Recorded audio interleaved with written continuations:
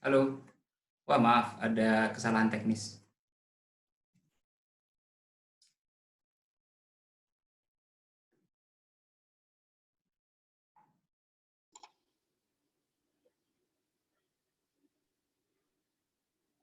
Selamat sore, bisa dimulai ini? Bisa, Mas, sebentar. Oh, Maaf, maaf ada iya, kesalahan teknis. iya, nggak apa-apa. Kita tunggu yang lain masuk dulu lagi. Sekali lagi. Boleh.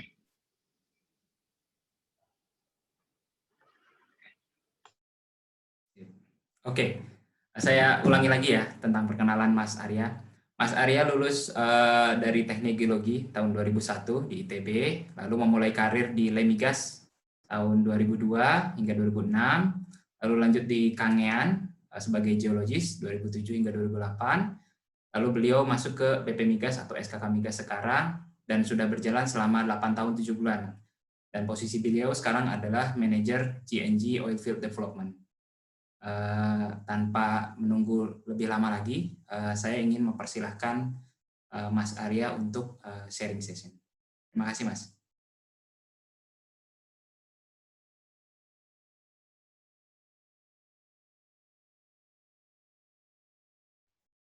Kayak lupa di unmute, Mas. Maaf. Sorry, terima kasih. Iya, masih di mute. Assalamualaikum warahmatullahi wabarakatuh, selamat sore. Terima kasih atas kesempatan yang diberikan oleh SPWLE, yang mana ini adalah sepertinya forum pertama di tahun 2021 ini. Ya, tapi sebelum saya mulai, saya koreksi dulu.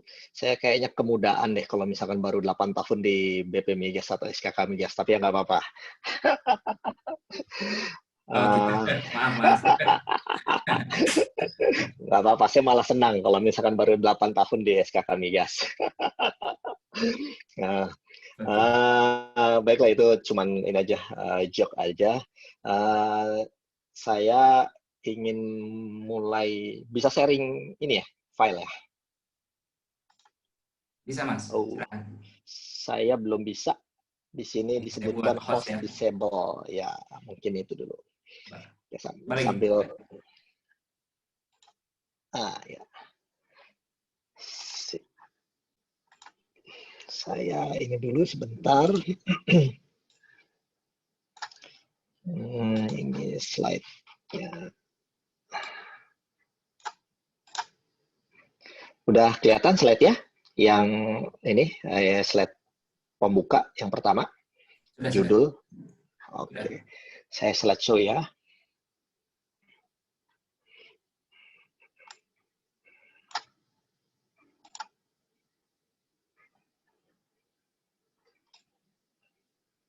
Udah kelihatan?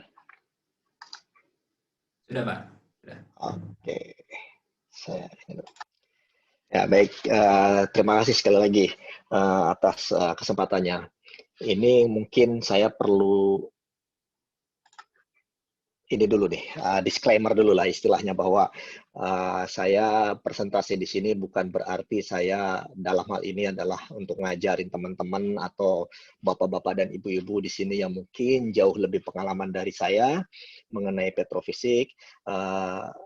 Saya juga ngikutin grupnya di mana diskusinya udah advance sekali dan saya kira bahwa sebentar saya saya kira bahwa uh, saya di sini sebagai perwakilan dari SKK Migas di mana kami telah mengevaluasi beberapa lapangan banyak sekali dan di sini saya lebih kepada praktikal aspek. Jadi apa saja sih yang istilahnya data-data apa saja atau hasil evaluasi apa saja sih yang menjadi key point yang dibutuhkan bagi reservoir modeling. Karena saya sadar bahwa petrofisik adalah kayak seperti bridging dari geologis ke reservoir engineer. Nah, geologis kita berbicara mayoritas kualitatif data, interpretasi, modeling, tetapi reservoir engineer ini bermain di angka kuantitatif, lebih firm, fix, gitu kan. Nah, petrofisik ini sebagai translator dari kualitatif menjadi aspek yang kuantitatif. Ini sangat penting sekali, apalagi petrofisik di sini sangat sensitif atau perannya sangat besar terhadap perhitungan in place, karakterisasi reservoir, mengsimulasikan kondisi bawah permukaan hanya berdasarkan data-data sumur, terus diintegratedkan dengan seismik, dengan geologis dan reservoir engineer, sehingga interpretasi geologi ini lebih bunyi gitu dan bisa dipahami oleh reservoir engineer atau bisa dibaca juga oleh manajemen gitu dalam hal-hal tertentu ya.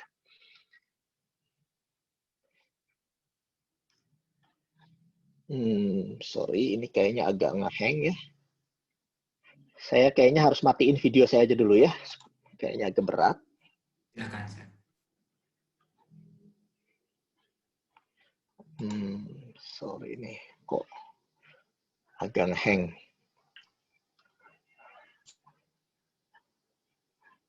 Terus bentar ya, saya stop share dulu sebentar nih. Kok tiba-tiba ngehang.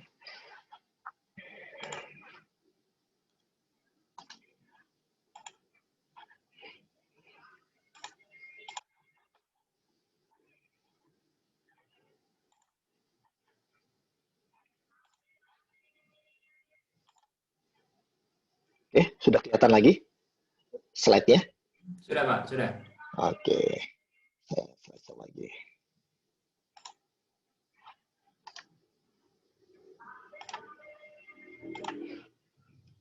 Nah, ini adalah udah kebuka ya slide yang kedua, outline ininya. Sudah kebuka. Oke, ini adalah outline yang akan saya sampaikan diskusi selama 1 hingga 2 jam ini. Yang pertama saya akan memberikan introduction mengenai filosofi dan comprehensive mindset. Jadi di sini saya akan membawa teman-teman di sini bahwa kita ini para petrofisik, formation evaluation people itu harus bisa memiliki filosofi dan berpikir yang lebih komprehensif sehingga bisa integrasi atau bisa bekerja sama dengan tim-tim yang lain seperti yang saya sebutkan tadi, geofisis, geologis, dan reservoir. Gitu. Terus yang kedua, poin penting adalah saya memberikan beberapa aplikasi sehingga apa sih parameter-parameter kunci bagi reservoir modeling, baik itu meliputi data set identification, evaluation, dan validasi. Dan terakhir adalah kadangkala kita sekarang, bukan kadangkala ya, memang sekarang kita, saya saat ini menghadapi beberapa hal yang modeling itu baik itu dual porosity dan dual permeability. Nanti saya akan jelaskan secara singkat perbedaannya dan bagaimana aplikasinya di dalam reservoir modeling yang key point-nya adalah petrofisik ini. Oke, nah ini saya ini aja gambaran awal bahwa kadangkala kita selalu memahami hal dua gambar ini secara berbeda gitu. Yang pertama mungkin yang di sebelah kanan teman-teman mungkin lebih paham bagaimana hubungan antara partikel dengan materi batuan di dalamnya. Secara kualitatif kita bisa lihat bahwa kita misalkan bicara masalah batuan yang discrete particle kaulinit itu adalah seperti ini. Terus yang pore lining chloride itu seperti ini, pore bridging inlet adalah seperti ini gambarannya. Tetapi secara kuantitatif kita harus bisa memahami bahwa masing-masing karakter atau sifat fisik batuan itu, gambaran porosity dan permeability-nya itu seperti apa. Dan ini menjadi hal yang kritikal sehingga kita bisa ngomong, bisa bunyi bahwa kita ngomongin fasies, kita ngomongin karakter reservoir, kita ngomongin litologi, kita ngomongin stratigrafi, kita ngomongin segala hal yang kaitannya dengan interpretasi geologi bisa dikuantifikasikan mengenai permeability-nya berapa. Soalnya nanti akan berhubungan dengan capability reservoir itu sehingga produksinya itu seberapa. Itu message dari gambar pertama ini. Nah, kemudian nanti ini adalah summary bahwa di dalam petrofisik itu hal-hal yang fundamental lah saya bilang ini. Ini fundamental lebih kepada basic prinsip bahwa parameter inilah yang akan selalu kita gunakan. Walaupun nanti di dalamnya ada turunan-turunannya mengenai visual itu seperti apa, porosity, kita ngomongin primary porosity, secondary porosity, ngomongin saturasi, ngomongin permeability, dan di situ banyak hal yang menarik mungkin ya. Tetapi bagi reservoir modeling, ini adalah hal-hal yang basic banget gitu, yang harus disupply bagi reservoir modeling, bahwa kita ngomongin karakterisasi reservoir itu adalah ini, gitu, maksudnya. Nah, ini sama seperti tadi slide yang pertama, tapi lebih saya sajikan bahwa di sini kita ngomongin core, di mana core kita bisa identifikasi litofasisnya seperti apa. Kemudian kita dari mikroskop, kita bisa melihat besar butirnya itu sebagaimana, hubungan antar butirnya gimana, packingnya bagaimana, terus dari sisi laboratorium kita bisa mengetahui dari rutin dan scale analysis itu porosity dan permeability itu bagaimana, capillary pressure-nya seperti apa, dan ini adalah lognya seperti ini. Nah, dari yang kualitatif di sebelah kiri, petrofisik itu memberi message kepada reservoir engineer bahwa ini bisa kita kuantifikasi loh, fasies-fasies ini karakternya seperti apa. Nah, ini sangat menarik. Nah, ini contoh yang lebih konkret lagi, kita menghadapi dua jenis batuan, gitu, di mana yang sebelah kiri ini mungkin bisa dilihat, ini adalah sandstone dengan lognya adalah seperti ini. Nah, terlihat bahwa dalam satu formation itu bisa dibagi menjadi atau dibedakan menjadi dua grup utama.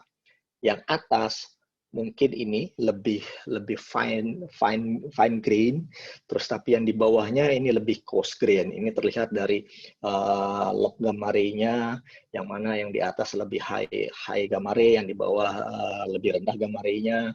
Terus ternyata dari dua ini kalau kita sajikan porosity dan permeability-nya, ternyata memang memberikan nilai yang berbeda gitu loh.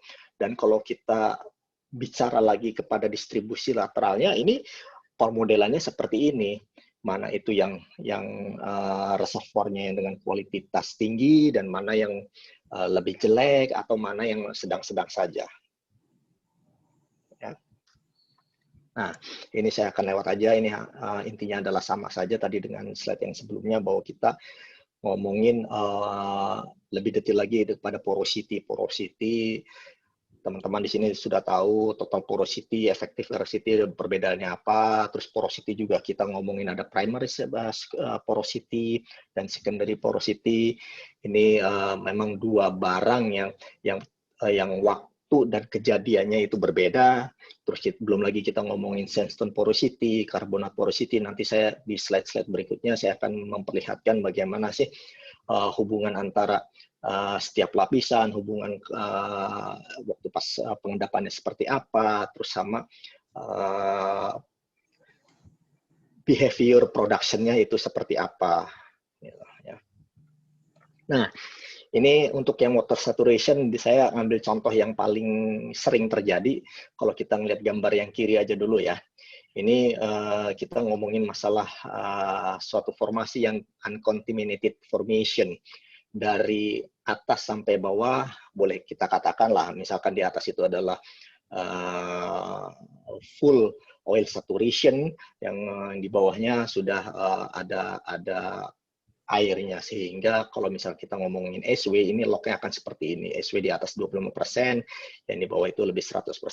Tetapi kalau misalkan kondisinya tidak seideal itu, kita akan menghadapi hal-hal seperti ini, gitu. Yang mana kita ngomongin di daerah yang flush zone itu saturasi waternya jauh lebih tinggi dibandingkan kalau kita going deep formation yang uncontaminated zone. Nah, seperti ini.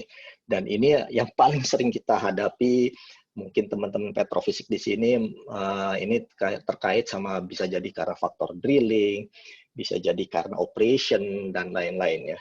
Nah, kalau kita gambarkan kondisi yang sebelah kiri ke kondisi yang sebelah kanan adalah seperti ini, bahwa bisa jadi ya tadi yang saya bilang, bahwa ini yang kondisi yang paling kanan ini adalah kita memiliki hal yang unik gitu loh dalam hal lubang bor ya, di mana di sini kita punya mud cake yang cukup tebal sehingga ada water yang masuk ya, yang masuk sumber pemboran itu masuk ke formation sehingga mengganggu original dari water saturation formasi yang harusnya kita jumpai secara textbook mungkin seperti ini, tetapi in some cases kita tidak menghadapi yang sangat ideal. Gitu. Oke, nah ini saya ambil dari Davis bahwa dalam geologic control on production itu ada beberapa order. Yang pertama, order pertama kata beliau itu kita ngomongin masalah porosity, permeability, saturation, yang fundamentalnya. Terus yang first ordernya itu kita ngomongin dari 3 ini turun lagi menjadi pore geometry, pore throat size, pore body size, fracturing, dan surface roughness-nya. Terus makin ke bawah lagi, second order, itu kita ngomongin composition dan tekstur. Nah, composition apa saja? Litologi, mineralogi, butiran, matriks, semen, gitu kan. Sedangkan tekstur kita ngomongin grain size, sorting, packing, fabric. Nah, yang order yang makin ke bawah lagi, kita ngomongin hal yang lebih luas, yaitu mengenai depositional environment, diagenesis, sama structure. Dan yang paling bawah lagi, fourth order, kita ngomongin regional tectono-sedimentary framework. Jadi bisa dibayangkan bahwa dari hal yang kita teliti, yang sangat fundamental, kalau kita turunkan lagi kalau kita turunkan lagi dari satu lapangan dengan lapangan lain, itu kita bisa merekonstruksi regional tektoniknya seperti apa. Baik, ini ada yang lain lagi. Jadi secara pendekatan reservoir characterization itu ada dibagi tiga approach. Yang pertama kita ngomongin micro analysis, ada yang mesoscale, ada yang macro scale. Yang micro analysis ya kita ngomongin petrografi, log interpretation, core analysis. Dan nampaknya mungkin kita di petrofisik ini kita mainnya di sini. Ya. Sedangkan mesoscale ya kita ngomongin well testing, sumur, RFT, MDT, production, dan lain-lain. Terus yang macro analysis kita akan berbicara core, cutting examination, seismic, and log study. Dan kalau kita turun semua ini, itu ujung-ujungnya ya kita akan dari ketiga pendekatan secara skill, itu kita akan memperoleh geological reservoir modeling. Nah, dari geological reservoir modeling, itu kita bisa memperoleh in place, baik itu secara probabilistik ataupun deterministik. Dan setelah static model itu kita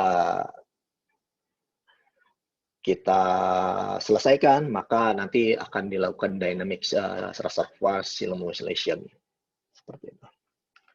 Oke, nah ini Saya kasih contoh, jadi mungkin teman-teman petrofisik di sini saya mengencourage bahwa walaupun kita ngomongin masalah well log evaluation, tapi saya harap teman-teman di sini bisa sedikit berpikir lebih agak luas lagi. Kacamatanya kita lebarkan lagi bahwa sebenarnya sifat-sifat petrofisik atau sifat-sifat batuan itu kalau kita identifikasi, mungkin ini kita ngomongin seismiknya ya, bahwa di sini ada sequence stratigraphy di mana dari bawah ke atas itu bisa lihat sequence stratnya. Ada yang low stand, ini adalah, saya kasih informasi, ini adalah basement. Di atas basement itu kita bisa melihat ada low stand system track di sini, di mana mungkin diidentifikasi di sini dari seismik yang cukup jelas banget bahwa di sini ada seperti loop low stand loop gitu kan ya. Terus ketika air laut itu naik, ada onlapping di mana di sini transgression, kemudian bisa ada lagi level yang kedua di sini maksimum flooding surface di sini ya. Habis maksimum flooding surface, di sini ada high stand, dan high stand juga kemudian ada periode yang lain, ada low stand juga di bawah di luar dari karbonatnya, terus ada transgression lagi, erosional lagi, dan lain-lain. Bisa dibayangkan bahwa cycle dari sedimentasi di sini ternyata kalau kita ngomongin korelasi subur ya sebenarnya seolah-olah tidak ada perbedaan ya. Nah, saya ini ingin mengajak bahwa kita melihat sumuran, tetapi juga melihat yang lebih luas lagi adalah seperti ini. Dan saya yakin bahwa tiap-tiap cycle dari sedimentasi itu memiliki sifat-sifat petrofisik yang berbeda. Dan ini saya mengencourage teman-teman di sini dan kami semua di sini sebagai tim istilahnya orang-orang subsurface ya, harus memiliki pemahaman yang sama, harus memiliki pola pikir yang sama bahwa setiap perbedaan sedimentasi, sequence stratigrafi itu bisa mempengaruhi karakter reservoir. Baik, nah sekarang saya sudah tadi introduction sebagai teaser awal, sebagai kalau saya lebih kepada ini dulu lah, pemanasan dulu sebelum inti dari presentasi, yaitu critical parameter dalam reservoir modeling. Oke, nah biasanya di SKK Migas ketika teman-teman K3S presentasi ke kami ini, kami selalu meminta data-data apa saja sih yang ada dalam suatu lapangan migas itu. Contohnya seperti jumlah sumurnya ada berapa, jenis log yang tersedianya apa saja, terus apa ada data core, kalaupun ada data core apakah dia conventional core atau sidewall core, terus data tesnya ada tidak gitu kan. Data tes juga macam-macam, ada yang MDT, ada yang cuma RFT, ada yang DST gitu kan. Nah, ada yang juga kelengkapan analisis waternya seperti apa. Nah, itu selalu kami dorong bahwa ini kita harus lihat dulu datanya seperti apa. Kemudian parameter-parameter lainnya, gitu. Misalkan faktor sementasi, saturation exponent, coefficient, dan lain-lain. Oke.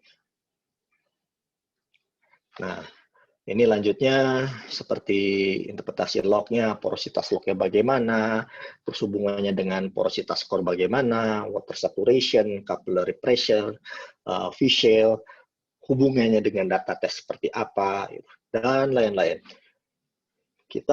Itu awal diskusi itu harus membuka dulu datanya seperti apa, biar ketika evaluasi kita sudah masuk kepada evaluasi lognya, kita memiliki pemahaman yang sama, kondisi lapangan itu seperti apa, tujuannya itu. Dan biasanya kita tampilkan dalam bentuk tabel seperti ini. Ini sumur, lognya apa saja, misalkan ada kaliper, gamma ray, resistivity, density, bahkan kalau bisa sampai menampilkan ini service company-nya siapa, karena biasanya antara masing-masing service company itu memiliki format yang berbeda, terus tools-nya juga yang ininya scale-nya juga berbeda. Jadi kita kadang-kala menghadapi sumur-sumur lama biasanya ya, itu kesulitan mengenai hal itu. Nih, dan ini adalah general workflow, dan saya yakin teman-teman di sini punya workflow yang berbeda, tetapi ini adalah yang biasa kita lakukan, bahwa ini adalah logic thinking dari kami, bahwa setiap log itu pertama harus ada quality control dulu, environmental correction, kemudian log normalization, dan kalau misalkan sumur lama biasanya kita membuat synthetic log, dan synthetic log ini harus direkonstruksi, tapi juga harus divalidasi juga dengan log yang paling lengkap, dan parameter-parameter seleksinya seperti apa. Jika hal itu sudah dilakukan, maka kita bisa melakukan petrophysical analysis seperti V-clay, porosity, water saturation, bahkan permeability, dan seterusnya. Dan kami juga di sini mewajibkan adanya cut-off determination. Dan mungkin teman-teman ada beberapa K3S memang saya lihat jarang sekali menggunakan cut-off. Nah, hal ini kami mewajibkan adanya cut-off. Kenapa? Karena di sini kita bisa mendefine itu mana reservoir, mana non-reservoir. Kalau kita ngomongin porosity, facial. Nah, tapi faktor water saturation juga kita perlu cut-off. Cut-off-nya adalah mengenai mobile oil atau immobile oil. Jadi mana yang irreducible water, mana yang reducible water. Seperti itu.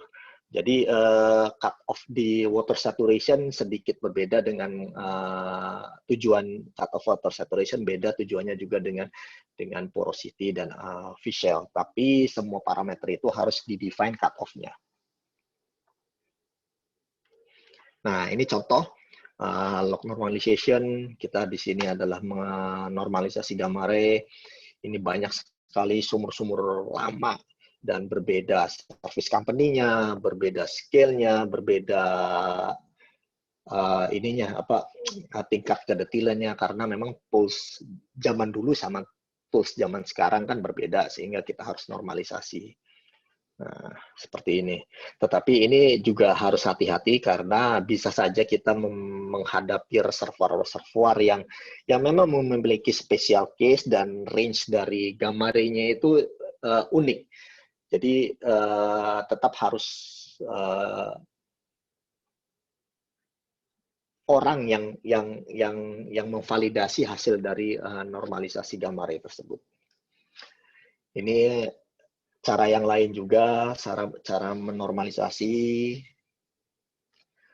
Terus kemudian setelah dinormalisasi, kita tampilkan dulu mana itu yang gamma ray yang original, terus mana yang di correction, dan mana yang hasil gamma ray yang hasil normalisasi.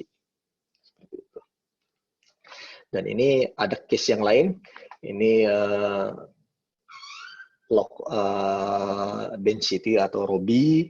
Di sini terlihat ketika kita ngomongin log dan ditampilkan kalipernya seperti apa, teridentifikasi bahwa ada beberapa section itu mengalami washout, dan kalau bisa ini kita koreksi, itu sangat bagus, karena kadangkala ternyata yang washout itu kan karena operasional, dan itu sangat-sangat merugikan jika memang itu di zona reservoir. Sehingga kami sarankan kalau bisa kita koreksi, ya kita lakukan koreksi. Gitu. Tuh tujuannya. Oke, ini mengenai Vickley evaluation, dan kami selalu meminta penjelasan bahwa dalam Vickley dalam uh, membuat atau menghitung Vickley dari suatu reservoir itu metodenya seperti apa. Karena kita tahu Vickley ini selalu menggunakan yang linear, padahal kita tahu sendiri bahwa metode penentuan Fischl atau Vickley kan ada macam-macam, dan ada justifikasinya kenapa kita menggunakan yang Larinov, yang Stieber, dan lain-lain. Tapi semuanya kayaknya saya melihat yang paling gampang itu adalah yang linear gitu. Nah, ini salah satu contoh yang bagus sekali bahwa di salah satu K3S mereka membandingkan kondisi core seperti apa, terus melihat dengan lognya bagaimana, terlihat bahwa di sini ada beberapa hal yang memang harus kita koreksi, gitu. Ya kan? Seperti ini. Jadi kita tahu di sini kan ketika Vickley yang linear kan kita harus mengetahui saya atas dulu ya. Nah, gamma ray maksimum berapa dan gamma ray minimumnya itu berapa. Nah, di sini basisnya adalah core. Nah, ketika kita ngomongin gamma ray maksimum itu ada dasarnya. Oh, ini karena memang core-nya di sini kebetulan sama-sama dia sandstone, maka gamma ray minimumnya itu di berapa sih jatuhnya, sehingga itu sebagai baseline-nya. Nah, dan ketika ngomongin gamma ray maksimum, kita juga punya basisnya. Ini ada core-nya, oh berarti di sini kita ngomongin gamma ray maksimumnya di sini. Sehingga kita tidak mengira-ngira, karena bisa jadi di tiap reservoir, di tiap lapangan, atau bahkan ada yang tiap sumur itu berbeda ininya penentuan gamma ray maksimum dan gamma ray minimumnya, seperti itu. Ya, jadi nggak kira-kira di sini nih misal ya, ini kan kita contoh yang sumur ini nih. Oh ternyata di sini gamma ray maksimumnya, loh ternyata kita punya core. Dan ini ada section yang memang menunjukkan, oh ini yang shell, yang benar-benar shell itu di sini nih sebagai gamma ray maksimumnya.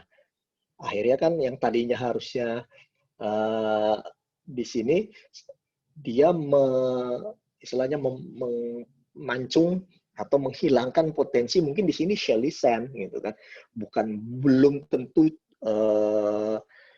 true shell. True shell-nya adalah di sini. Gitu. Itu inti dari kenapa kita punya alasan, punya justifikasi untuk menentukan di mana sih gamma ray maksimumnya dari suatu reservoir. Oke, nah ini sama tadi sebenarnya. Nah, ketika semua itu sudah dilakukan, nah, ini kita lihat semua parameter tadi. Kita ngomongin gamma ray minimum di mana atau gamma ray clean, terus gamma ray maksimumnya di mana, terus kita plot semua. Itu. Ya. Masih masuk akal enggak sih kalau misalkan kita tentukan ya di sini dengan tadi core-nya itu di mana? Gitu. Kalau ada core ya. Nah, yang susahnya memang nggak semua sumur atau nggak semua lapangan ada core.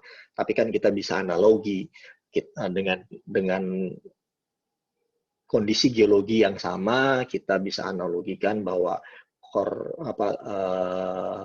reservoir yang di lapangan A itu sama dengan di lapangan B, sehingga kita bisa gunakan core tersebut. Oke, ini juga sama porosity. Ketika teman-teman membuat porosity ya, membuatlah log porosity-nya itu kan banyak metodenya. Ada yang porosity neutron density, porosity density, atau porosity neutron dan sonic.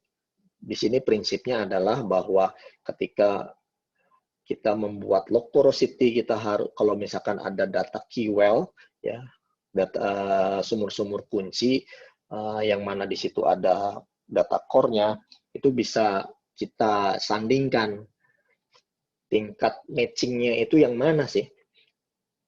Karena belum tentu juga semuanya adalah menggunakan neutron density. Karena di lapangan-lapangan penuh bisa jadi yang dipilih adalah porosity yang di-generate dari density atau neutron sonic dan lain-lain gitu loh.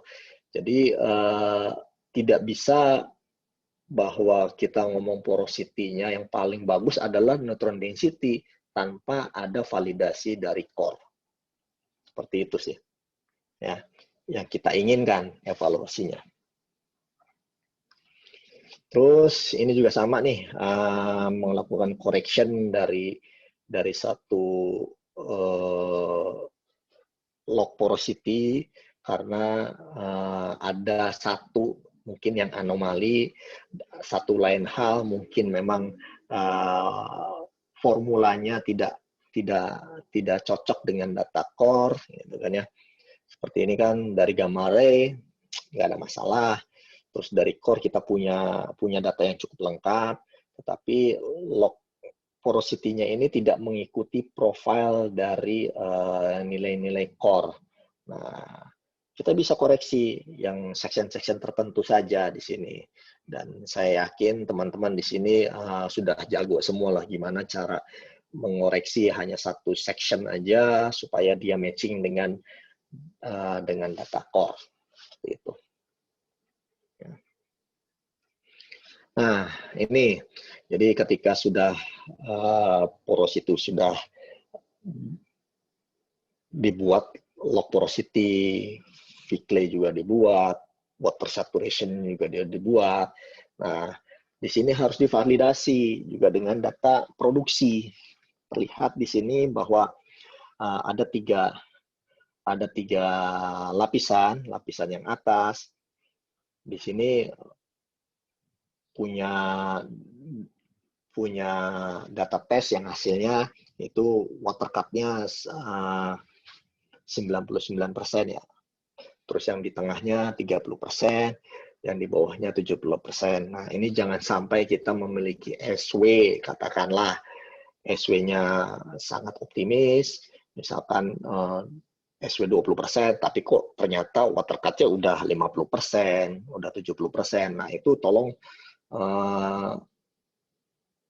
itu divalidasi dengan data produksi, karena saya sering juga menemukan bahwa ya saya nggak tahu gimana cara kerja dari setiap K3S, sepertinya antara petrofisik sama reservoir engineer itu bekerja tidak saling komunikasi.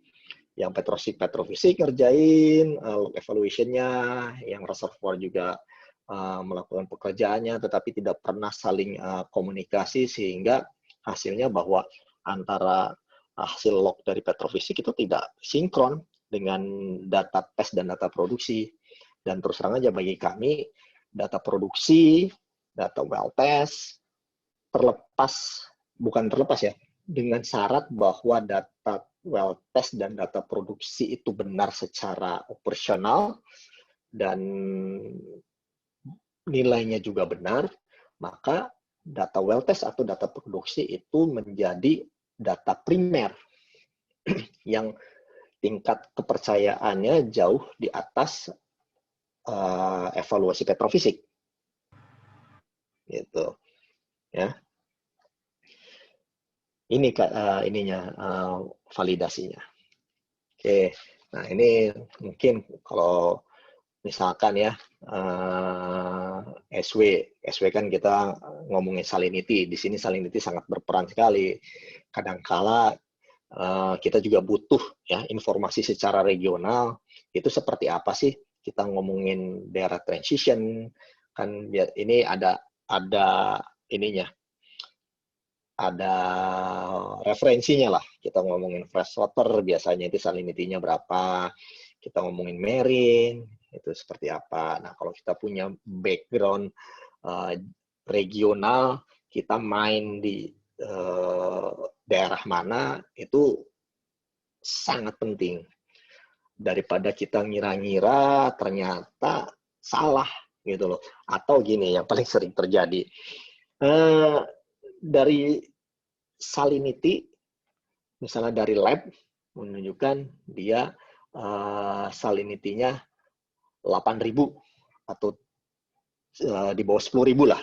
Nah, orang petrofisika kan selalu ngeliat, wah ini berarti lingkungannya adalah lingkungan freshwater atau lebih dekat ke darat. Padahal kita tahu itu reservoirnya adalah karbonat. Nah, itu harus apa ya? Saya sih mengencourage teman-teman harus merekonstruksi dengan benar, gitu loh. Kan bisa jadi kita ngomongin masalah bisa jadi teori konsep sequence strat yang tadi yang saya jelaskan di awal itu bisa memecahkan kenapa kita ngomongin reservoirnya karbonat, tetapi kita bisa memperoleh salinity water di lab itu di bawah 10.000.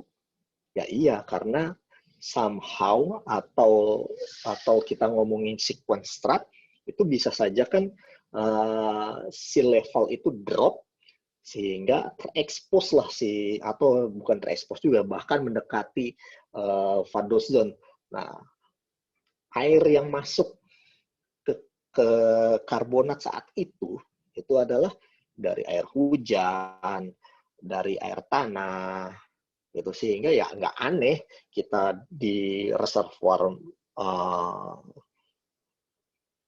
karbonat tetapi punya salinity yang sangat rendah. Nah, itu kadangkala kita menemukan hal-hal yang sangat spesifik, tetapi karena kita bekerja sendiri, gitu, kita tidak bisa menjawab atau bahkan jadi misleading untuk penentuan water saturation. Gitu.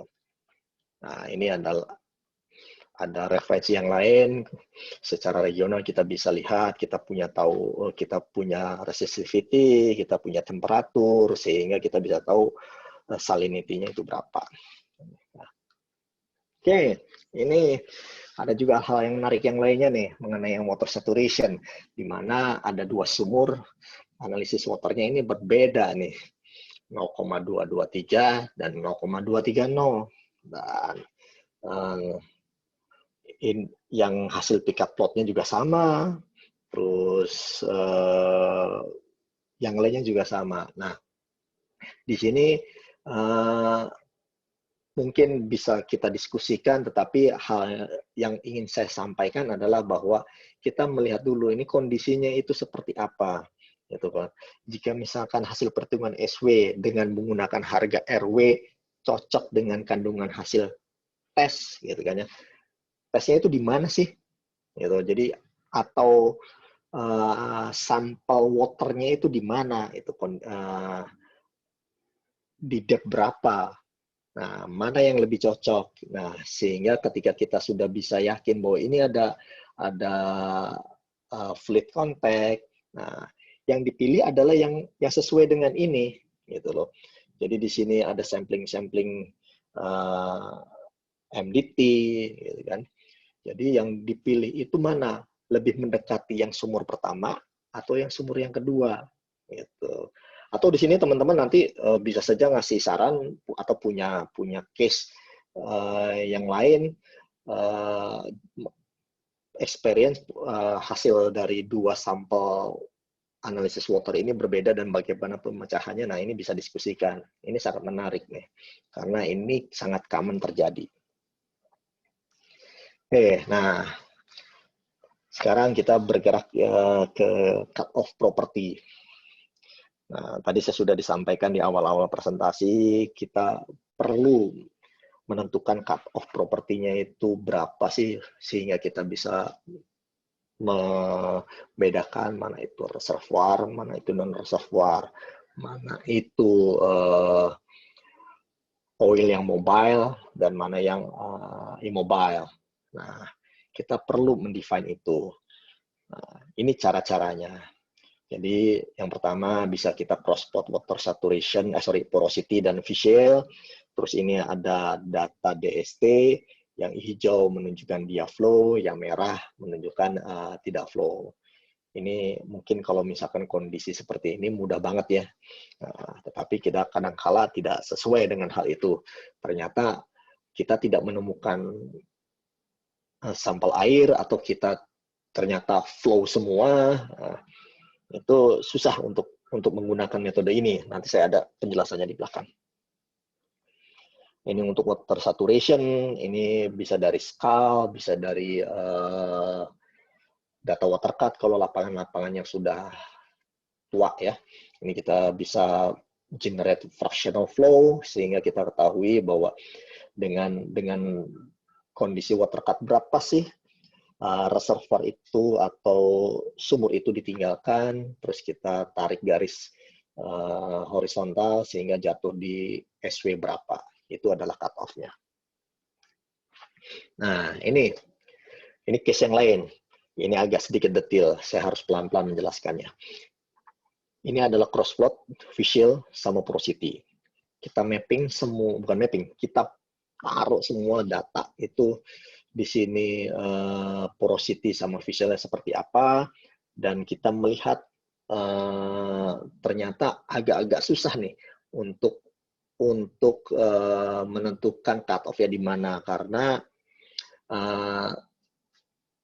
lebih kompleks. Ada dua sumur di sini ya, terlihat dua karakter gambar yang berbeda, yang satu blocky, yang satu finding upward. Nah, kita harus sedikit effort di sini. Jadi di tiap poin-poin ini kita harus lihat, ternyata untuk yang sumur yang ini, walaupun dia blocky, tapi ada upper section yang mana dia ada seperti transition, finding upward. Nah, kita harus define titik-titik yang di sini nih yang critical point-nya. Di mana sih nilai porosity sama facial-nya? Nah, di sini terlihat satu titik di atas, dia lokasinya di sini. Terus yang satu titik di bawahnya, dia lokasinya di sini. Abaikan dulu baseline yang vertikal ya. Terus sumur yang berikutnya, di sini ada seperti shell brick, gitu kan ya. Poinnya di mana sih lokasinya? Oh, di sini nilai porosity sama facial-nya. Terus kita rekonstruksi, ternyata kita masukkan data poin ini dan data tesnya seperti apa, dan by knowledge judgment atau experience judgment bahwa kontribusi produksi atau kontribusi well test itu mungkin di daerah-daerah yang transisi ini yang the last section kontribut terhadap produksi. Sedangkan di atasnya yang mana di sini gambarnya juga sudah sangat tinggi, gitu kan ya. Kayaknya agak-agak meragukan. Nah, itu bisa kita tentukan bahwa cut off porosity ini mungkin jatuhnya di sekitar 0,berapa nih? 0,12 atau 0,13, 12 atau 13%. Facial juga sama seperti itu kondisinya. Jadi kadangkala kita ini adalah saya gambaran atau contoh yang konkret. Kadangkala kita perlu melakukan hal ini di mana menghadapi hal-hal yang kompleks. Nah, gimana kalau kita menentukan cut off property di zona yang production semua? Semuanya flow, semuanya oil atau gas. Nah, ini adalah terus terang aja ini tidak ada dalam buku ya. Ini kami by experience karena sudah melihat dari lapangan di seluruh Indonesia, yaitu kalau misalkan kita ngomongin facial ini adalah sisi kiri ini ya, di atas adalah zona gas, yang di bawah adalah oil. Terlihat bahwa kalau kita plot antara hasil tes ya sumbu Y dan Fischl di sumbu X, dua titik terluar itu bisa kita jadikan, kalau kita ekstrapolasi atau kita hubungkan, itu menjadi ketika titik nol rate gasnya ini itu sebagai cut off dari Fischl. Begitu juga dengan oil. Dua titik terluar itu sebagai cut, kalau kita hubungkan dan kita ekstrapolasi hingga titik nol rate production-nya, itu sebagai cut off dari oil. Beda dengan porosity. Kalau porosity adalah dua titik terdalam. Itu di sini, misalkan di sini sekitar 11-12%. Untuk yang oil itu sekitar 15%. Tetapi ini hati-hati ya, karena kita ngomongin data tes atau zona yang flow semua, kita harus validasi nih. Karena logikanya kalau saya ya, lihat saja misalkan porosity cut off 15% itu tinggi. Kita harus balik lagi cek ke sumuran. Apakah ada gitu reservoir proven flow yang nilai porosity-nya di bawah 15%. Misalkan di 11%. Kalau misalkan kita menggunakan angka cut off 15%, bisa dipastikan bahwa reservoir Anda terhapus dari penentuan reservoir non-reservoir. Sehingga bagaimana caranya ya, artinya plot ini belum lengkap gitu loh. Harus dilengkapi dengan data-data yang tadi gitu. Ya. Seperti itu. Sama juga dengan Fischl juga. Apakah 35% ini tidak memancung atau mengeliminir reservoir yang mungkin saja flow di Fischl 40%, gitu, 45%. Nah, itu tolong dilihat lagi ke data-data well. Nah, ini salah satu validasi jika kita berhadapan dengan Fischl ya. Ini adalah log gamma ray. Yang garis merah vertikal ini adalah nilai gamma ray maksimum. Yang hijau adalah nilai gamma ray minimum dan maksimum. Nah, ya kan. Terus di sini juga ada gamma ray clay-nya itu di mana. Nah, ketika kita menemukan cut off, jangan sampai bahwa clay cut off tadi jauh atau berada di luar range dari gamma ray minimum dan maksimum. Itu tujuannya. Jadi ini adalah validasi yang sangat simpel. Dihitung balik clay kita itu sama dengan equal dengan gamma ray berapa, apakah cut off tersebut masih masuk akal atau tidak. Itu tujuannya. Nah, ini cut off tadi saya sudah sampaikan bahwa dengan menggunakan fractional flow, kita menggunakan water cut dari hasil data test atau production, kita bisa menentukan cut off SW-nya itu berapa. Tetapi ada juga nih yang menarik. Jadi setiap fasies itu ternyata kita bisa mendefine itu dengan baik. Dan dilalahnya kita punya data core, ya, data core yang merepresentasikan reservoir yang berbeda, sehingga behavior production-nya juga berbeda gitu loh. Ya, kalau lihat dari sini, antara fasies yang channel dan fasies yang bar itu memiliki dua cut off yang berbeda. Tapi ini jarang. Tapi kalau misalkan ada, bagus banget ini. Oke, next ya ini, sorry, balik lagi.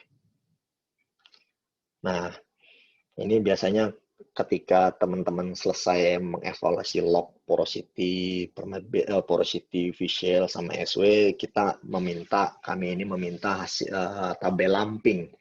Nah, tabel lamping ini adalah summary dari perhitungan petrofisik yang sudah dilakukan. Itu formatnya seperti ini.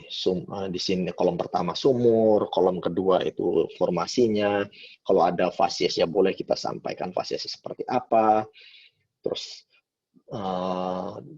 top bottom-nya itu tiap marker ya. Di sini kan ngomongin layer ya.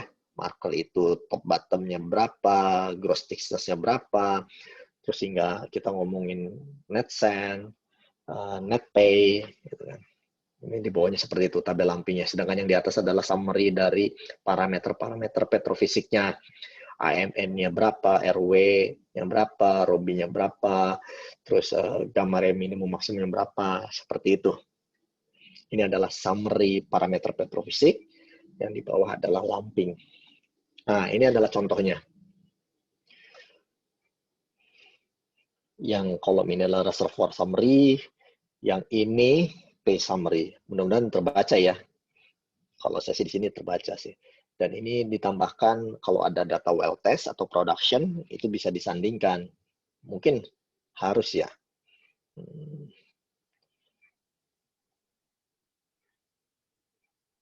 Terus apakah well testnya itu commingle atau tidak? Ya kalau ada keterangannya bagus sekali. Jadi kita bisa tahu bahwa ini commingle dengan yang mana sehingga kontribusi reservoir, kontribusi production-nya itu lebih dominan dari mana. Tujuannya ke sana. Nah, ini saya kasih contoh hasil lamping yang aneh. Aneh itu dalam arti karena tidak ada validasi terhadap data ini, data production. Nah, ini lihat ya. Ini SW 98% dan 68% hasil SW. Padahal ini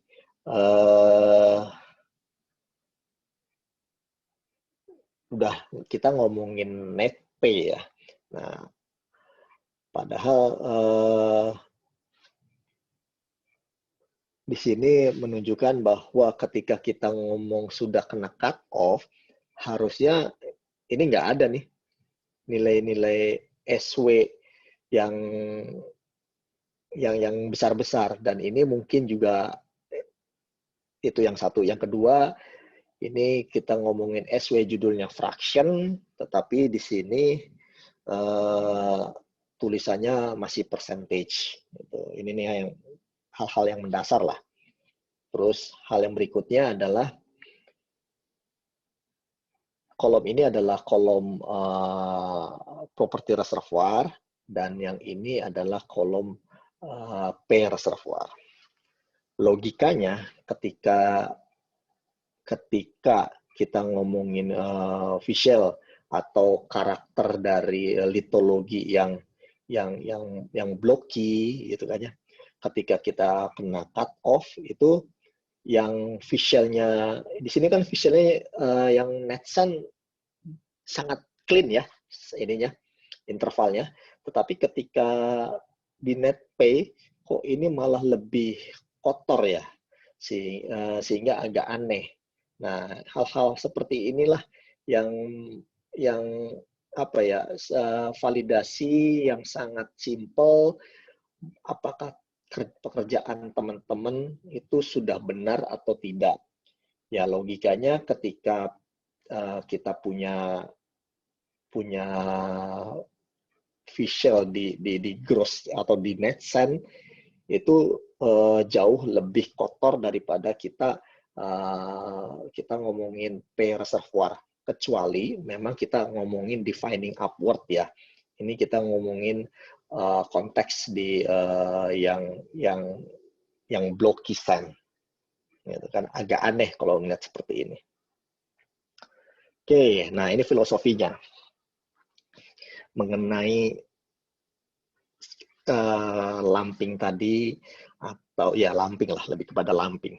Jadi misalkan kita reservoir yang seperti ini, saya ambil contoh yang sumur yang tadi yang ngomongin cut off, kita punya sense segini, ketebalannya berapa nih? Sekitar 10 feet. Di dalam 10 feet itu kita punya nilai SW yang berbeda-beda. Yang interval ini karena dia finding upward mungkin SW-nya 0,5, terus di bawah dia lebih blocky, dan di sini resistivity-nya juga cukup bagus, nilainya adalah 0,3, 0,3, 0,3. Dan ketika mendekati fleet contact, ini ada fleet contact di sini, terlihat dari defleksi resistivity-nya yang ke kiri, diperkirakan ini ada fleet contact, sementara gamarinya fine-fine aja. Maka di bawah sini SW-nya adalah 0,8, 0,8, di sini lebih parah lagi, mungkin udah mendekati 100 kali ya. Nah, in average, interval ini 0,54 SW-nya. Ya kan? Ini kita ngomongin net cent. Nah, ketika kita ngomongin pay, artinya adalah di atas kontak kan. SW logikanya harus lebih kecil ketika ngomongin di pay. Dan dibandingkan dengan yang tadi, yang net C itu dia lebih tinggi. Dan untuk kolom yang udah dominan air itu SW-nya adalah 82%. Ini adalah nilai cut off dari SW. Nah, lamping yang tadi itu ilustrasinya adalah seperti ini. Jadi kita ngomongin net cent, kita ngomongin pay, kita ngomongin average SW di net cent sama average SW di pay itu sangat berbeda. Dan ini terus terang aja ya, kita di sini diskusi semua profesional bahwa kadang-kala hilaf masalah ini. Jadi nggak sadar, kita ketika ekspor semua hasil pekerjaan kita, terus kita lihat hasil lampingnya, itu menunjukkan hasil yang berbeda. Gitu. Dan ini saya teman-teman di sini ketika nanti berdiskusi dengan siapa saja lah, tidak hanya dengan kami SKK Migas, tapi lebih kepada sesama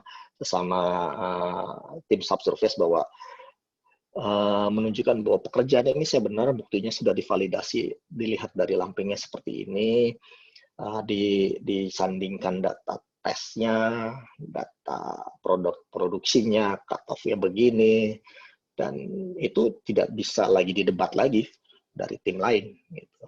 Itu enaknya data lamping, bisa bicara banyak. Oke, sekarang kita ngomongin permeability evaluation. Nah, ini sudah mulai kita berbicara mengenai rock typing, facies, atau kita ngomong karakterisasi reservoir. Di sini udah diskusi dengan tim reservoir itu sudah sangat intens nih di sini, karena kita tidak bisa, sudah mulai melibatkan banyak ke teman-teman engineering. Nah, ini contohnya. Dengan VCAD Transform kita bisa tahu facies itu memiliki karakter flow-nya itu seperti apa. Ini juga sama lah, saya nggak terlalu banyak di sini. Dan ini juga saya tampilkan yang tadi, yang slide yang pertama, saya mengingatkan kembali. Nah, ini yang sedang ngehit nih. Dan kami sering berdiskusi masalah ini. Ada beberapa metode masalah rock typing. Kita lebih sering menggunakan ini ya, VCAD transform, di mana di sini kita bisa melihat correlation-nya, di sini matrix dominated, dan di sini fact dominated. Dan ini adalah metodenya Pak Puji Permadi ya, PGS. Itu sangat powerful dan bisa mengenerate tiap karakter permeability, pressure-nya bagaimana, sehingga lebih akurat sih. kalau saya sih melihat metode ini. Tetapi ada hal-hal tertentu yang mungkin di lapangan yang lain metode ini tidak bisa digunakan, tetapi mostly ini sangat berguna metode ini dan cukup puas kami melakukan metode seperti ini. Ini udah ya bagian yang paling akhir, kita mengenal dual porosity dan dual permeability. Di sini dari chart ini bisa dilihat bahwa yang diagram batang ini ya, bar chart ini menunjukkan hasil core plug, well test core plug, gitu kan ya. Ternyata permeability-nya, ini core plug yang dihitung permeability-nya, in average tidak lebih dari 100 milidarsi, bahkan ada yang jauh di bawah 100 milidarsi, bandingkan permeability yang dihitung dari well test. Jauh, sangat tinggi, ada yang 2000 milidarsi versus 100 milidarsi. Nah, mungkin teman-teman tahu kan kenapa sih dua permeability ini memberikan hasil yang berbeda, bahkan itu di interval yang sama. Ya, wajar saja karena core plug atau sampling core yang kita analisis di rutin core analysis itu adalah pasti dipilih kondisi core yang solid, yang tidak rapuh, yang tidak hancur. Hasilnya ya permeability-nya seperti ini. Gitu. Tetapi ternyata melalui well test dia jauh-jauh lebih besar. Dan ini sangat harus hati-hati. Gitu. Apakah permeability yang hasil well test itu lebih valid atau yang paling benar? Atau ada informasi lain dari hasil well test ini? Nah, bisa disampaikan bahwa hasil well test itu permeability hasil well test itu mereka bisa mengcapture permeability yang dari matrix dan permeability yang dari fracture atau dari fag, sehingga wajar saja nilai permeability-nya sangat jauh di atas daripada permeability hasil core plug. Dan ini hati-hati teman-teman GNG atau petrofisik menggunakan data-data seperti ini. Bisa dipastikan kalau misalkan menggunakan hanya dari core plug ini, permeability-nya itu yang berdarah-darah adalah tim reservoir engineer. Jadi ya tolong mengconsider hal-hal seperti ini ketika kita menghadapi porosity yang tidak hanya dari matrix. Oke. Ya, ini saya cuma memaparkan aja atau mesummary-kan lebih pastinya bahwa identifikasi keberatan fracture itu seperti apa, dan saya tidak akan membahas lebih detail lagi. Teman-teman di sini sudah sangat lebih ahli lah dari saya. Sama juga ini ya, saya lebih kepada mana nih? Nah, ini nih. Jadi nanti yang diharapkan ya dari tim petrovisi ketika menghadapi reservoir yang dengan typical fracture itu, tolong diidentifikasi tipe fracture-nya itu seperti apa. Satu. Yang kedua,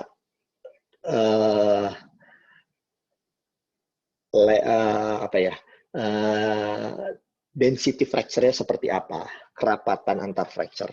Yang kedua, arah fracture-nya bagaimana, orientasinya, terus behavior-nya, apakah dia sangat berkaitan dengan tektonik regionalnya itu seperti apa, dan itu harus teridentifikasi. Dan ini jauh-jauh lebih kompleks daripada kita menghadapi yang matrix reservoir. Dan dari reservoir engineer juga kadangkala kita bisa menggali informasi, gitu kan. Ini kita ngomongin dual porosity atau kita ngomongin matrix porosity, single permeability. Oke, nah ini adalah gambaran yang konsep sederhana bahwa kita ngomongin dual permeability dan porosity itu yang di daerah mana nih. Nah, ini kita harus menggambarkan secara ilustrasinya bagaimana. Oke, itu saja mungkin presentasi dari saya. Monggo kalau misalkan ada pertanyaan, ada hal-hal yang didiskusikan, saya open untuk berdiskusi. Terima kasih. Silakan saya kembalikan ke ini moderator. Baik, terima kasih Pak Arya. Luar biasa sekali. Sebelum kita mau masuk ke sesi tanya jawab, saya hanya ingin mengingatkan di kolom chat saya sudah masukkan ada daftar isi. Silakan mohon diisi dulu daftar hadirnya. Oke. Lalu saya akan masuk ke sesi tanya jawab. Sudah ada beberapa pertanyaan nih Pak. Yang pertama adalah dari Mas Aditya dari Halliburton. Bagaimana caranya mengevaluasi log versus produksi ketika produksinya dilakukan commingle? Nah,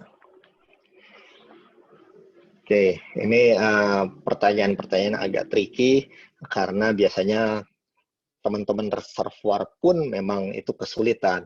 Nah, ini seringkali biasanya mereka split production itu berdasarkan KH. Itu ada rumusnya segala macam lah. Yang tahu teman-teman reservoir, tapi itu pun tidak menjamin. Namun itu biasanya approach yang common yang dilakukan oleh teman-teman subsurface gitu. Jadi dalam hal ini kita harus bertanya ke teman-teman reservoir, teman-teman petrofisik di sini mungkin ya bisa menjawab, tetapi lebih yang berkompeten adalah tim reservoir. Dan seperti yang saya sebutkan tadi adalah untuk split production itu dari KH. Itu saja. Baik, terima kasih Pak Arya. Pertanyaan berikutnya dari Pak Reza, bagaimana menentukan cut-off reservoir atau pay pada type reservoir? Reservoir yang bisa dikembangkan hanya dengan stimulasi atau hydraulic fracturing. Nah, kalau itu kita harus punya dua data. Jadi nggak bisa kira-kira.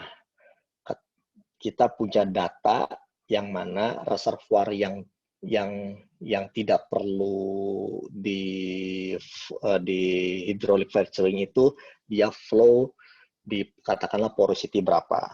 Terus kemudian yang tight itu dia porosity-nya berapa. Kemudian kita juga harus punya evidence bahwa setelah di frac dia juga flow. Nah, cilakanya kadangkala teman-teman ini tidak pernah mengamati atau tidak pernah melakukan lah. Jadi cuma hanya desain aja. Oh, kalau misalkan di frac ini bisa flow. Nah, itu nggak bisa seperti itu. Jadi kita harus punya sampel bahwa yang memang tight tadi proven flow ketika di hydraulic fracturing sehingga kita bisa tentukan berapa sih cut off-nya. Dan kalaupun tidak bisa, kita dalam hal ini kalau misalkan endingnya adalah klasifikasi cadangan, berarti yang tadi yang type itu belum bisa dikatakan sebagai proven reserve. Mungkin kategorinya adalah probable atau possible. Gitu. Baik, berarti kita harus punya sampelnya dulu ya. Iya. Gitu. Oke. Pertanyaan berikutnya dari Mas Muhammad Nur Ali Akbar dari MOL. Ada dua pertanyaan. Yang pertama adalah untuk penentuan cut-off porositas, apakah yang digunakan porositas efektif atau porositas total? Nah, ini tergantung case-nya. Itu bagus nih pertanyaannya. Jadi kalau misalkan kita deal sama karbonat, tentu nggak bisa kan porositas efektif. Seperti yang harus digunakan adalah porositas total. Tapi kalau kita reservoirnya adalah sandstone, kita bisa derive, bisa tentukan porositas efektifnya seperti apa. Tapi balik lagi, semua validasi itu adalah harus dengan data core. Nah, sayangnya kadang-kala core-nya itu teman-teman tidak pernah melihat apakah core porosity-nya itu adalah core porosity total atau core porosity efektif. Jadi kadang-kala itu menjadi misleading gitu. Sebelum kita ngomongin cut off-nya, kita juga membaca laporannya juga kadang-kala salah gitu. Itu Oh, baik. Ini ada pertanyaan berikutnya sebenarnya, Pak. Jadi, ya. bila menggunakan porositas efektif, apakah masih perlu meng-cut off facial? Karena porositas efektif sendiri dalam well-log interpretation itu sudah motong porositas total dengan pertimbangan nilai facial. Bagaimana? Oh ya, itu tergantung case-nya. Betul. Kalau misalkan ternyata perhitungan porositas efektifnya sudah mengconsider visual, kadangkala visual itu diderive bukan untuk menghitung in place, kadangkala kita untuk model geologi. Karena visual itu bisa bisa bisa apa ya? Membuat suatu identifikasi facies gitu. Jadi bukan lagi menghitung oil in place ya, tapi lebih kepada facies facies map-nya gitu. Oke. Baik. Pertanyaan berikutnya dari Pak Rizky. Selamat sore. Untuk cut off porositas, apakah menggunakan PHI atau PHIT? Sudah dijawab tadi. Dan Ya, dengan sudah. data porolog atau core. Lalu, Apa nih maksudnya ya? karena nilai rutin core analysis yang kita miliki adalah PHIT, contohnya misalnya. Dan Total. apabila test zone yang dimiliki adalah commingle, apakah bisa? Ini kayaknya jawabannya tadi Sama ya? sama ya. Jadi kita harus lihat dulu porositas total atau porositas efektif di routine core-nya. Dan kalau misalkan kita ngomong sama-sama porositas total, ya nggak masalah. Tapi kalau misalkan kita mau bekerja di porositas efektif, berarti yang harus ada correction tadi kan, porositas total itu. Dan validasinya tetap balik lagi adalah production. Baik. Pertanyaan berikutnya dari Pak Raihan Mahfuz. Dalam mendukung program negara meningkatkan jumlah cadangan, apakah ada program khusus SKK Migas untuk membantu justifikasi extra data acquisition, terutama untuk secondary target yang biasanya data acquisition susah dijustifikasi oleh K3S karena bukan target utama dan menghemat cost. Bagaimana, Pak? Saya kurang pertanyaannya mungkin terlalu general ya, tapi saya mencoba menjawab apa yang bisa saya tangkap dari pertanyaan itu. Jadi gini masalah akuisisi data ya. Biasanya yang terjadi akuisisi data itu kaitannya sama yang paling gampang adalah drilling. Nah, misalkan ya, kita punya reservoir, target utamanya adalah yang tersier reservoir. Tetapi teman-teman GNG atau exploration itu melihat ada potensi basement di bawahnya. Nah, basement itu tidak ada dalam POD. Nah, kami ini selalu biasanya memasukkan skenario pemboran hingga basement jika memungkinkan secara operasional dan dari sisi biaya. Nah, basement itu kita masukkan skenario itu di dalam optimasi pengembangan lapangan berikutnya. Sehingga ketika basement itu terproduksi, basement itu discovery dan sesuai dengan target, maka hidrokarbonnya bisa langsung diproduksikan gitu. Tapi hanya dari well itu ya. Nah, masalah nanti pengembangan basement secara masif itu harus studi lebih lanjut gitu karena perilaku atau karakter basement sama reservoir yang tersier kan sangat berbeda gitu. Itu yang istilahnya contoh-contoh yang simple untuk istilahnya tadi percepatan discovery daripada dilakukan oleh tim eksplorasi mungkin jauh lebih lama.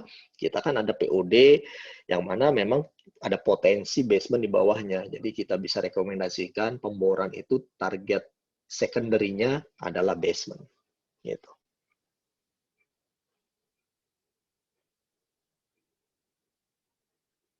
Lalu? Halo, halo. Baik, Pak. Nah, tadi sempat hilang. Iya, saya lupa. Oke, pertanyaan berikutnya oleh Pak Jarod Setio Wiyoto. Pertanyaan pertama, beliau ada 2 pertanyaan. Yang pertama, apa perlu diidentifikasi wet dan dry shell dalam analisis V-shell? Yang kedua, pada perhitungan SW, Selissen, apa ada kekhususan fluid reservoir jika kita menggunakan Indonesian equation atau Simandox? Terima kasih. Oke, saya tadi belum bisa menangkap apa maksudnya yang dry sama wet shell. Pak Jarod, apabila Bapak mau jelaskan lebih lanjut, bisa di-unmute.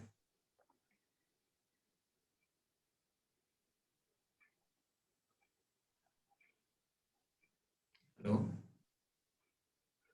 Oke, kalau nggak bisa ini, nanti saya yang ini tadi Indonesian atau Simanduk ya, saya balik lagi ke teman-teman petrofisik. Di situ kan punya knowledge, punya experience bahwa yang cocok dari suatu lapangan itu menggunakan apa? Indonesian equation lebih kepada Selissen atau Simanduk karakter yang lain. Jadi tidak ada apa ya regulasi dari kami bahwa ini harus pakai Simandux, ini harus pakai Indonesian Equation. Saya kembalikan lagi kepada teman-teman yang lebih melihat istilahnya yang lebih intens melihat lapangan itu tiap hari gitu. Dari kami ya as long as justifikasinya kita ngomongin Indonesian Equation itu ada gitu. Itu pertanyaan yang kedua ya. Atau pertanyaan pertama saya belum bisa jawab karena memang saya belum paham apa sih wet shell atau dry shell. Mungkin teman-teman di sini ada yang bisa bantu.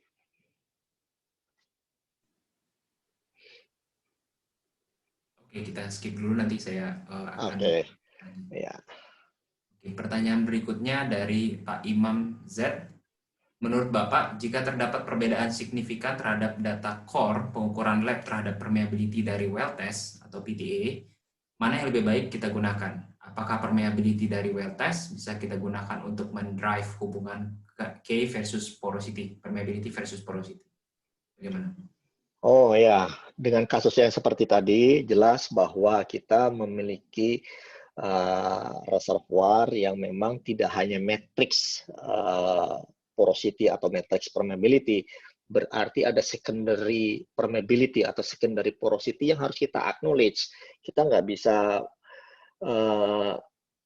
karena data core-nya begitu ya harusnya menggunakan data core, enggak. Jadi ada hal lain yang lebih lebih bisa mengcapture karakter reservoir yang lebih lebih komplit gitu. Jadi di sini saya mengencourage teman-teman harus mendefine secondary porosity dan secondary permeability-nya itu penyebarannya seperti apa gitu. Banyak metodenya gitu loh. Nanti ketika diskusi adalah saya akan memaparkan beberapa contohnya, tapi dengan waktu yang 2 jam ini saya mohon maaf tidak bisa menyampaikan materi yang sangat komplit ya. Baik. Oke, pertanyaan berikutnya oleh Pak Sigit Prabowo. Maaf terlambat hadir, izin bertanya. Menurut Pak Arya, hal-hal apa saja yang bisa menjadikan pitfalls dalam perhitungan volume agar hasilnya bisa lebih precise dalam tahapan masih dieksplorasi maupun sudah masuk dalam fase development dan produksi? Terima kasih. Pitfall-pitfallnya menarik nih ya. Ini lebih kepada experience sih saya melihatnya. Jadi di exploration itu biasanya data terbatas ya. Dengan data terbatas terus kadangkala validasi terhadap core itu jarang dilakukan. Validasi terhadap core itu selalu dilakukan di masa-masa eksploitasi. Dan itu yang menyebabkan kadangkala perhitungan sumber daya atau resources di masa-masa eksplorasi itu lebih optimis, lebih bombastis. Nah, ya sah-sah aja karena memang metodenya seperti itu. Tetapi ketika udah memasuki tahap pengembangan, harus ada validasi dari data core, data well test, terus data-data yang lainnya. Bahkan seismik juga kadang-kala bisa membantu, bukan kadang-kala, malah sering juga membantu mengenai karakterisasi reservoir seperti yang saya jelaskan tadi. Jadi bahkan juga water saturation, water analysis. Nah, water analysis itu baru digunakan setelah mendekati masa-masa pengembangan. Tetapi ya behaviornya memang seperti itu. Ketika kita tahapannya masih belum ada sumur, kan range dari resources kita kan simpangannya jauh banget ya, maksudnya lebar gitu. Tetapi ketika mau mendekati masa pengembangan itu akan mendekat atau mengerucut gitu, dan reserve baru bisa kita ketahui secara pasti ketika lapangan itu sudah diabandon gitu. Dan banyaklah pitfall-pitfallnya gitu. Tapi mudah-mudahan dengan penjelasan yang tadi saya sampaikan, kita bisa mereduce uncertainty. Saya lebih kepada uncertainty, mereduce uncertainty sehingga meminimalisir tingkat kesalahan. Gitu. Oke. Berarti semakin bertambahnya data, semakin mature fasenya ke development, kita akan memiliki volume yang lebih akurat ya. Iya, betul. Oke, pertanyaan berikutnya oleh Mas Muhammad Nur Ali Akbar dari MOL. Untuk penggunaan saturasi air dalam static reservoir modeling, apakah prefer untuk menggunakan hasil SW yang diderive dari resistivity atau menggunakan saturation Higgs function atau J function? Nah, ini tergantung. Ya, dua-duanya valid dalam arti gitu kan ya. Tapi ini hati-hati ketika dalam masa pengembangan. Kalau di dalam masa belum production, mungkin resistivity masih yang original. Tapi ketika sudah dalam tahap exploitation atau mature field, resistivity itu bukan lagi kondisi yang inisial. Sehingga lebih prefer kepada hasil capillary pressure atau saturated head function. Gitu. Oke, ada pertanyaan lanjutannya nih Pak. Jika menggunakan SW log yang dari resistivity, bagaimana pertimbangan pendistribusiannya secara lateral pada model? Wah, ini ceritanya bisa 2 hari sendiri nih. Kalau misalkan masalah cara pendistribusiannya, karena kita ngomongin model geologi, kita ngomongin model reservoir, yang secara harusnya kita melihat secara integrated. Gitu. Kita harus melihat data geofisika, kita harus melihat data konseptual geologinya, kita harus melihat semuanya lah, gitu. Dan itu banyak metodenya, gitu kan ya. Dan dalam hal ini saya kayaknya harus ada session yang kedua kalau misalkan cara mendistribusikan secara lateral ya. Tapi intinya adalah jawaban yang pertanyaan tadi adalah kita harus mengintegrasikan semua aspek interpretasi mulai dari geologi, geofisik hingga reservoir engineering gitu loh. Seperti itu. Baik. Saya lanjut ke pertanyaan berikutnya saja. Dari Pak Togi Yonatan Sitinjak. Menarik sekali presentasinya Mas Arya. Dalam case fracture basement, jika data yang tersedia hanya konvensional wireline log tanpa advanced log seperti borehole image atau FMI, apakah perhitungan dan analisa petrofisik tetap bisa dilakukan? Karena pasti challenge-nya adalah vertical resolution dari wireline log. Kira-kira sampai sedetail apa analisis petrofisik yang kita lakukan dalam case ini, Mas? Terima kasih.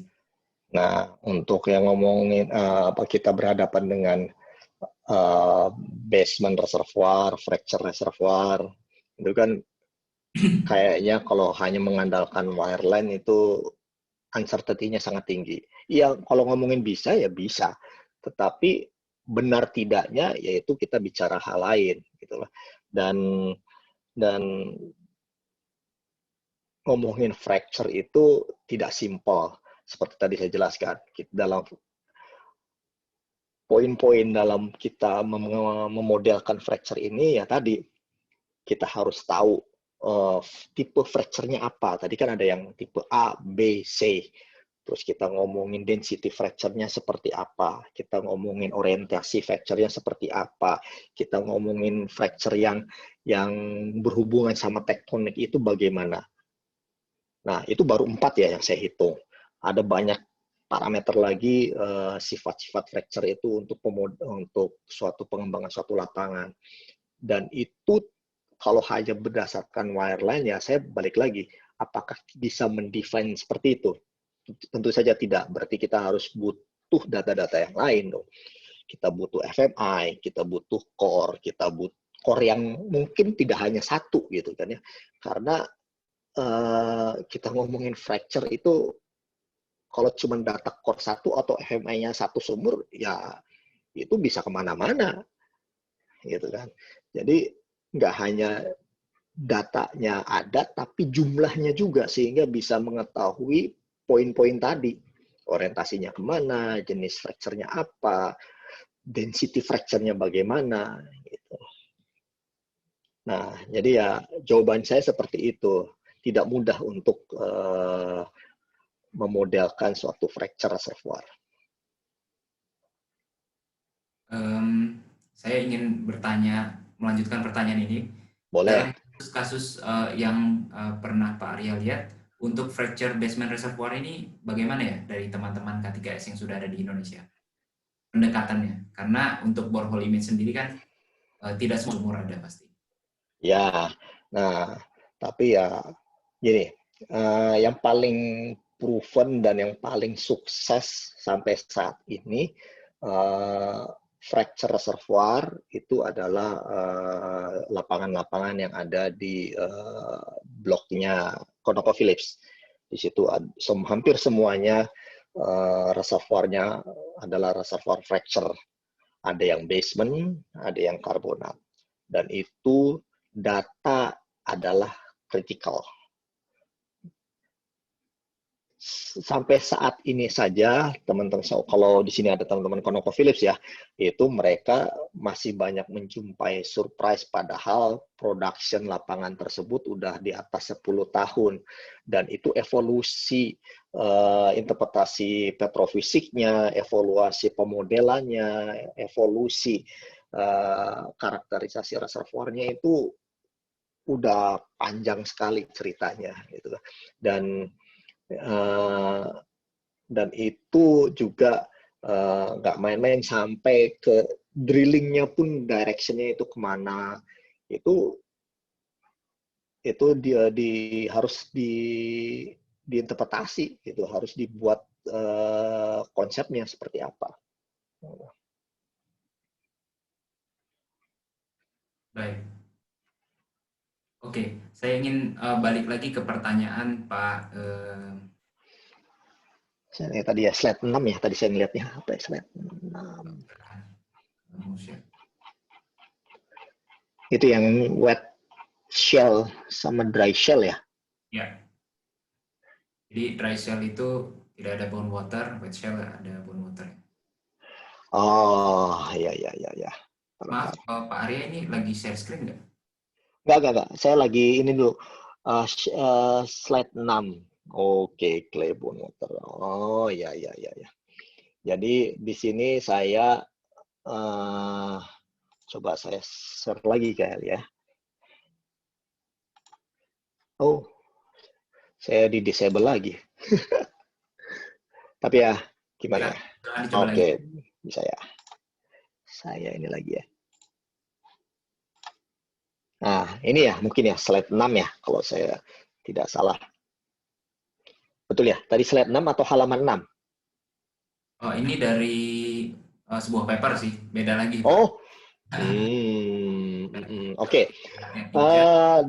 Dalam hal ini ya memang kalau misalkan kita punya spesifik masalah ada clay bone water dan segala macam ya itu harus di ini dulu di correction atau di consider lah sehingga ketika kita ngomongin cut off itu kita tidak lagi berdebat masalah ini clay bone waternya bagaimana dan lain-lain gitu maksudnya ya.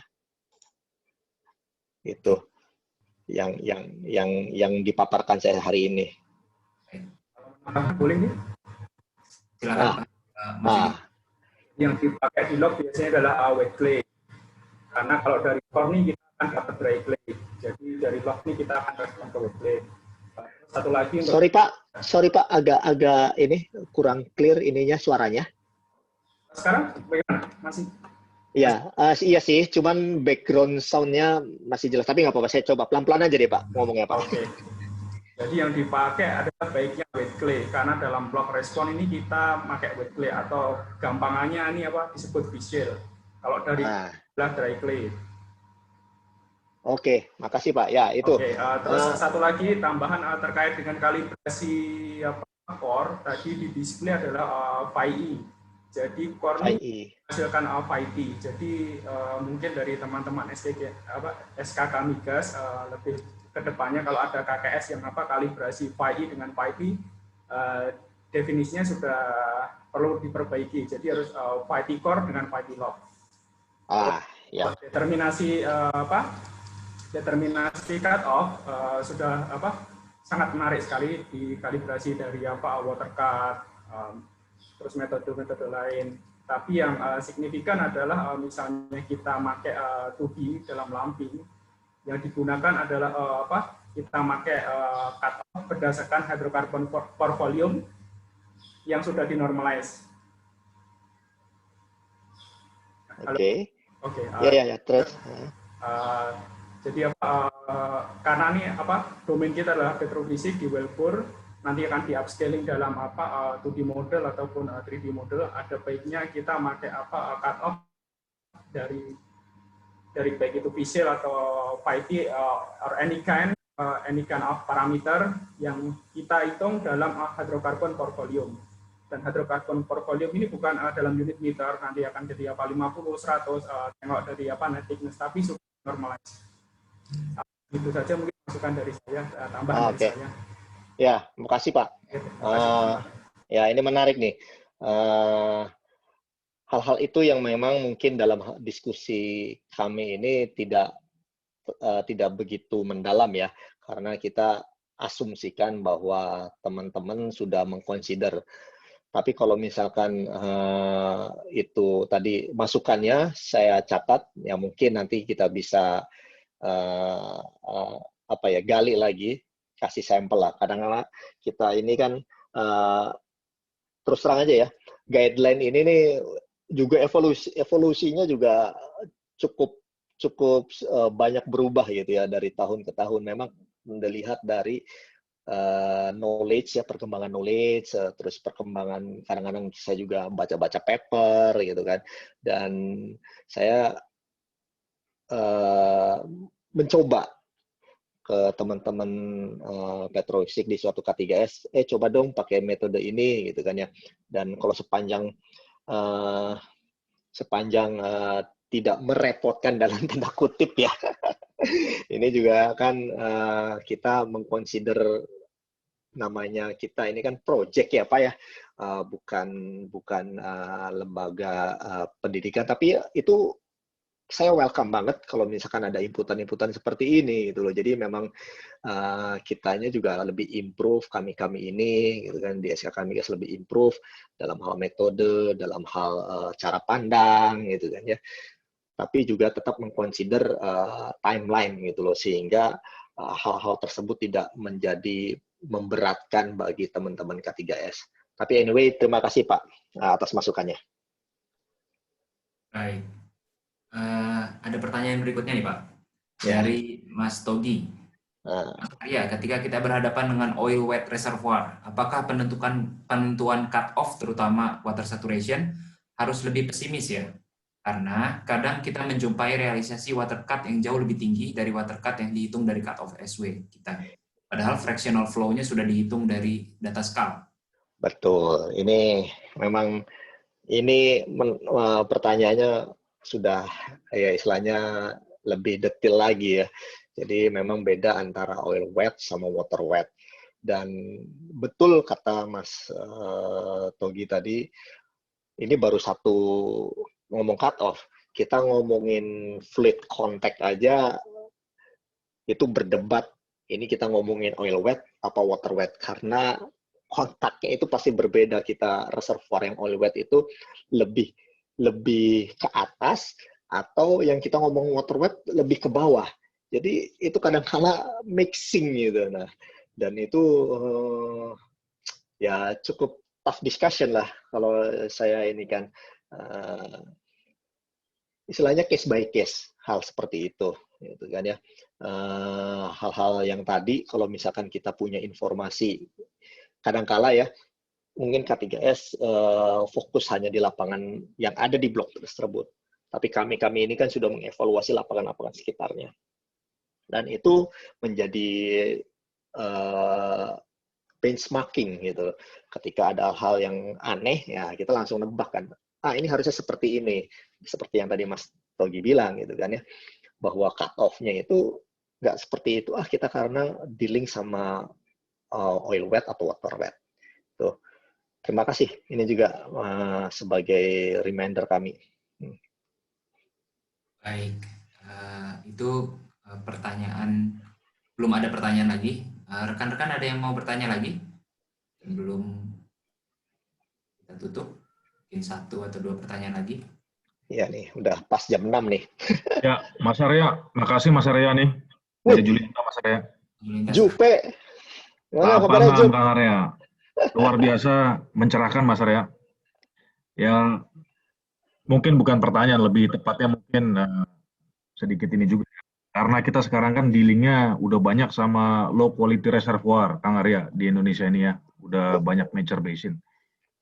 Mungkin kita perlu duduk bareng lagi untuk case-case di mana ya tadi kita sekarang udah banyak dealingnya sama commingle, kemudian Shelly Sand, yang tipis-tipis yang udah kita kejar. tipis-tipis, terus yang tight, yang ininya tight, karbonat yang tight. Nah, jadi memang udah banyak nggak unusual kan. Nah, tadi masukannya juga bagus, tadi ada dari Bang Rehan.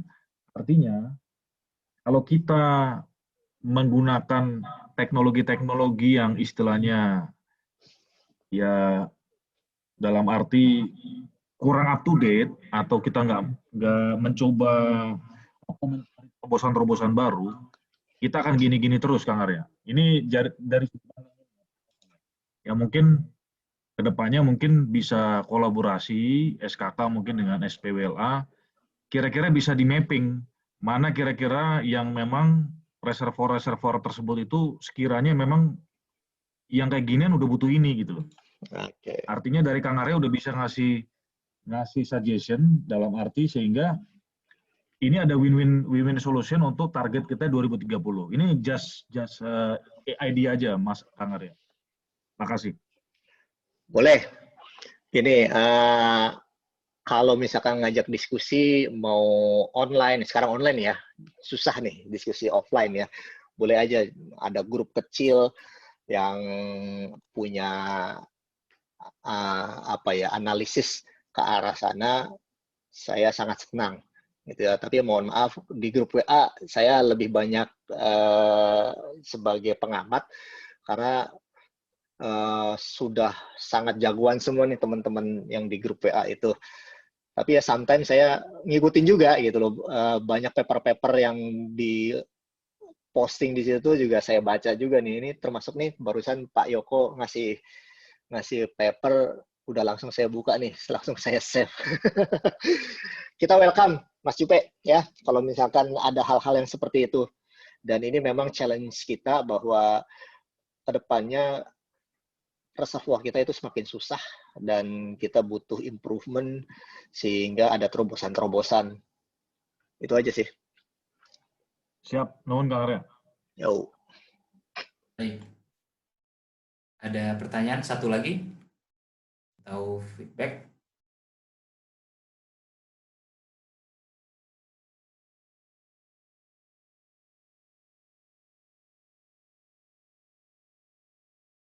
Baiklah, kalau tidak ada, terima kasih banyak Pak Arya atas waktunya. Kami dari komunitas SPWLE mengucapkan terima kasih yang sebanyak-banyaknya sudah mau meluangkan waktunya untuk sharing ilmunya pada kami.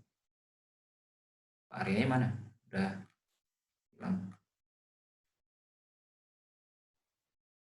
Oh, beliau sudah ini. Oke, enggak. Ini tadi ke-mute. Saya udah ngomong, nggak sadar. Monggo, ayo. Saya dari Komite SPWLE dan komunitas SPWLE ingin mengucapkan terima kasih yang sebanyak-banyaknya pada Pak Arya Diksiona dan juga rekan-rekan komunitas SPWLE yang sudah meluangkan waktunya untuk hadir di Technical Discussion Forum hari ini. Insya Allah bulan depan kami akan melakukan Technical Discussion Forum lagi dengan topik yang berbeda. Semoga ilmu yang kita dapat pada hari ini berguna untuk memajukan bidang petrofisika dan juga oil and gas, produksi oil and gas di Indonesia. Amin. Baik, sebelum ini mungkin difoto dulu kah? Oke. Sebelumnya foto, saya ucapkan terima kasih juga ya kepada teman-teman di sini, diskusinya cukup bagus, pertanyaannya canggih-canggih. Ya, mohon maaf kalau misalkan ada beberapa hal yang tidak bisa saya jawab secara clear. Nanti bisa offline atau japri ya untuk diskusi lebih lanjutnya. Itu aja. Baik, silakan rekan-rekan bila ingin menyalakan videonya untuk difoto.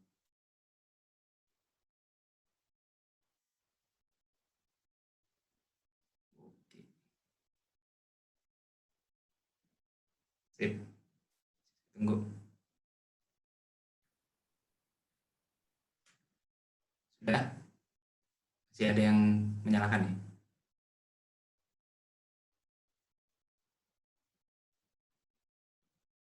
Baik. Saya akan ambil fotonya ya. 1, 2, 3.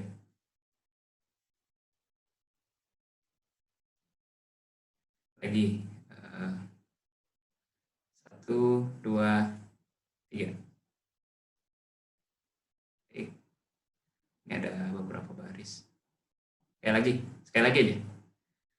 Ya, 1, 2, 3. Baik, terima kasih banyak atas waktunya. Semoga semua sehat selalu, tetap aman, tetap jaga jarak, sehat selalu semua. Terima kasih atas waktunya. Assalamualaikum warahmatullahi wabarakatuh. Waalaikumsalam warahmatullahi wabarakatuh. Terima kasih semuanya. Terima kasih Kang Arya. Salam sehat. Terima kasih Pak Arya. Yo.